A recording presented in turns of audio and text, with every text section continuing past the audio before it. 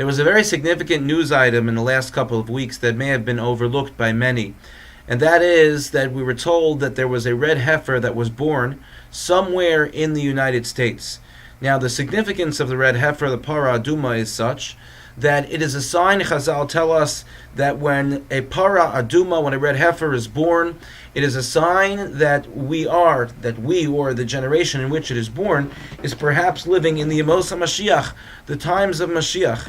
And the reason for that is that when the third temple, please God, is built, when the Beis HaMikdash is rebuilt, the way in which all of us will have to become purified so that we can enter the Beis HaMikdash, we can be involved in the Beis HaMikdash, is through the Para Aduma. And that is described in the beginning of Parshas Chukas, the whole process by which a person becomes pure. We are all impure because either we have been in touch with a dead body, which is considered to be the greatest impurity, the Avi Avos HaTumah, or we've been in a building in which contained a dead body. So we all have the status of being impure.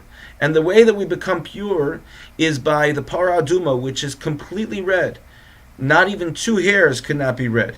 So if the Para Aduma, which is completely red according to the requirements of the halacha, that Para Aduma is taken and burnt, and the ashes of the Para Aduma are then placed in a vessel together with what the Torah describes as Mayim Chayim. Mayim Chayim is living water. So what does it mean, living water? Well, it means spring water.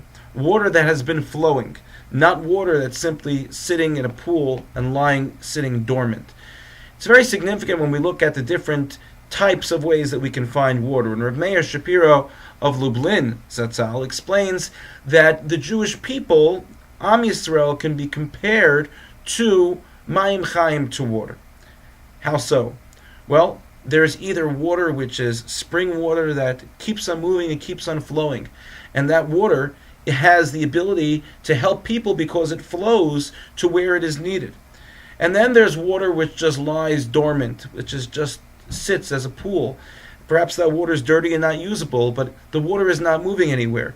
In fact, several years ago, there was great concern that if there was just pools of water sitting outside, that there were mosquitoes that would go into that water and carry all kinds of viruses and dangerous illnesses. So dormant water is not a good thing. Spring water is a good thing.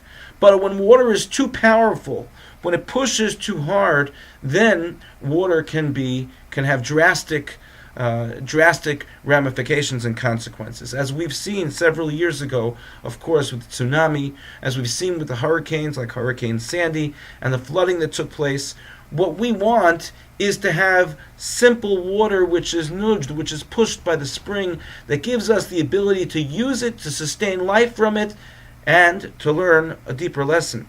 So Rav Meir Shapiro says that water is compared to the Jewish person because we have the ability to either just stay simply how we are, or to have a sense of hislavos, have a sense of passion, of excitement, a push and a drive that allows us to succeed and allows us to attain the goals that we have for ourselves. Without that push, water would just be a pool. Since it has the push from the spring, water is able to go to people. It's able to come down as rain and help grow all of the vegetables that are in the field.